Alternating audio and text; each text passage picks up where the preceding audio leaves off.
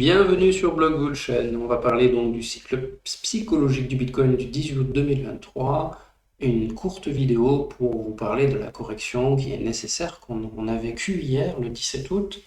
Le Bitcoin est descendu à 25 000, voire même en dessous, et pour remonter à 26 420 ce matin, le 18 août 2023.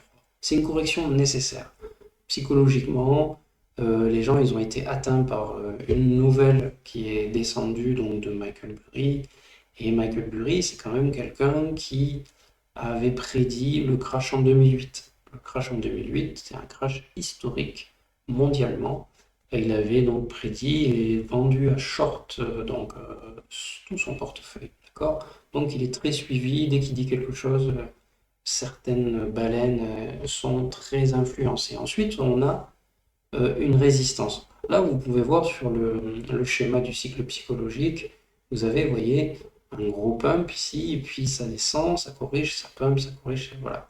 Ça forme une résistance, ça reste à plat pendant un certain moment.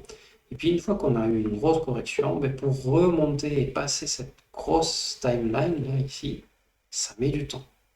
Donc, on a deux effets sur ce 18 août qui font que le Bitcoin a corrigé, une résistance historique et une nouvelle vraiment qui ne donne pas confiance aux investisseurs et vous avez des baleines qui ont vendu à foison. Je vous explique ça sur le cycle et je vous fais voir la nouvelle.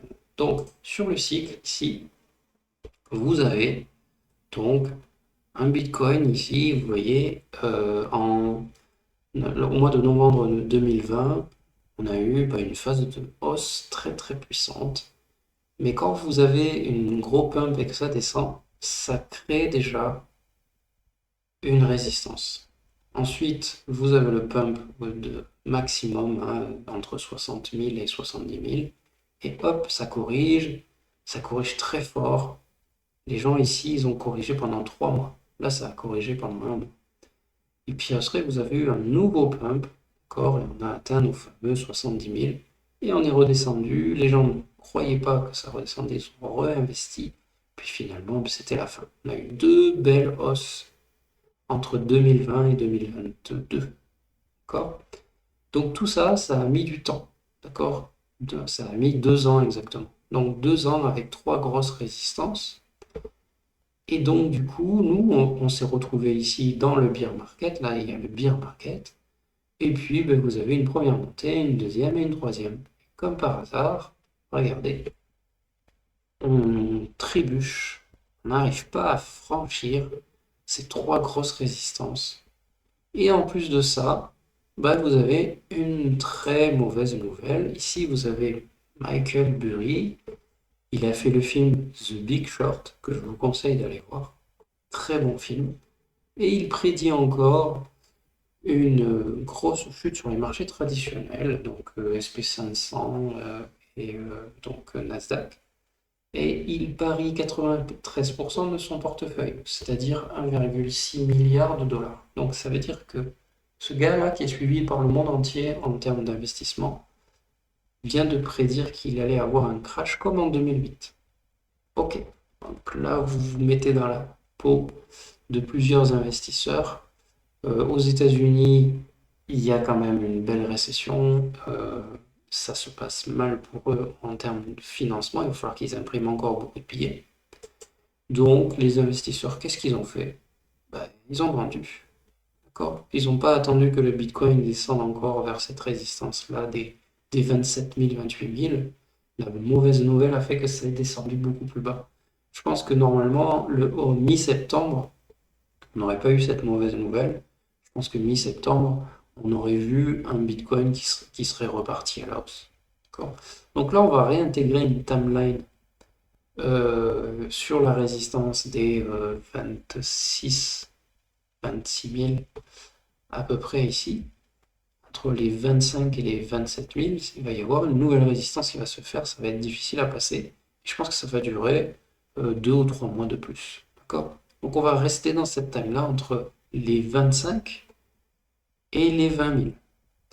Et ça va échanger ici. Les traders, ils vont vendre à short. Ils vont ensuite relancer pour pumper, et revendre, et racheter, et revendre. Donc là on en a pour 3 mois à peu près. Et puis ensuite vous allez avoir une nouvelle hausse qui va revenir, c'est sûr.